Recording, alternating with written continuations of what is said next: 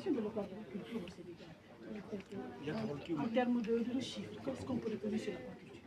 Ce qu'on peut retenir, en tout cas avant les chiffres, j'aime pas les chiffres, c'est un secteur qui est en plein développement aujourd'hui.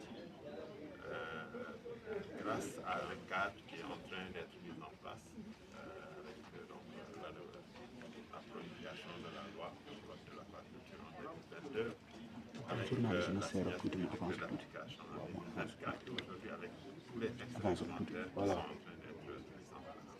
Donc c'est un cadre qui est mis en place, mais aussi c'est des problèmes, des couloirs d'étranglement qui existaient, tels que la fourniture en aliment, tels que la fourniture en aliment, qui sont en train d'être réglés également d'une façon vraiment très rigoureuse. L'autre chose également, le problème qu'on a fait, c'est le financement. Aujourd'hui, grâce à une convention entre le BND, la BND plutôt et le FONGIP, on a une ligne de crédit qui est dédiée à l'aquaculture.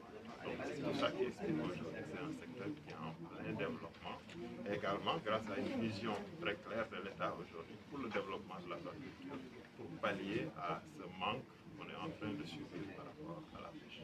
Aujourd'hui, donc, on peut dire qu'on est à 3049 tonnes, qui est un bond de 45 en termes de production, c'est-à-dire un bond de 45% par rapport à 2024.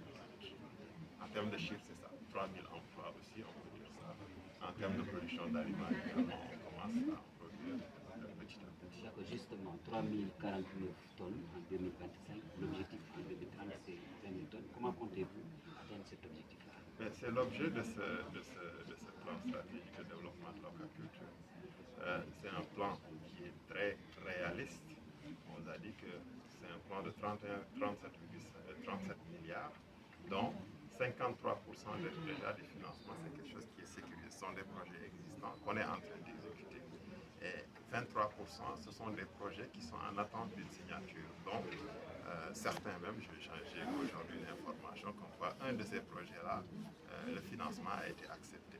Et on a donc à aller chercher l'autre partie, c'est-à-dire un 22% auprès donc des privés.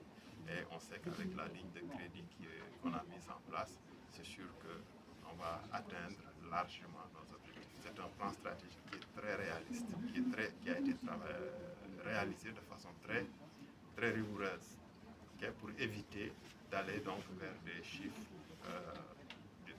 qu'on ne pourra pas atteindre.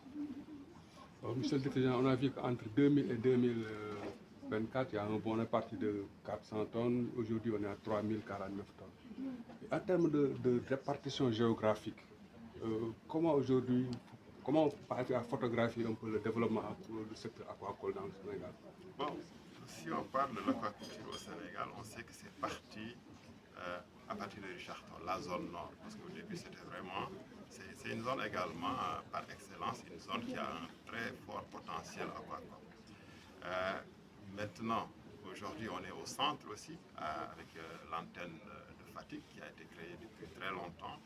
Et il y a eu également la zone sud, Ziguinchor, c'était vraiment des zones à très fort potentiel hydrique où étaient développées les activités aquacoles. Aujourd'hui, c'est vrai que la répartition territoriale, elle n'est pas très optimale, mais on est dans une perspective de réaliser cette répartition territoriale, c'est-à-dire en créant des bureaux donc régionaux. Aujourd'hui, je pense qu'il y a juste 3 régions, ou bien 2, qui ne sont pas couvertes. Et pour cette année-là, on compte les couvrir. Il s'agit donc de la région de Kédougou, il s'agit de la région de Diourbel, et il s'agit également de la région de Dakar. Donc Dakar, le siège étant là, ce n'est pas un problème. Et quand on sait que les activités aquacoles, en tout cas dans le continent, ce sont plus des activités rurales,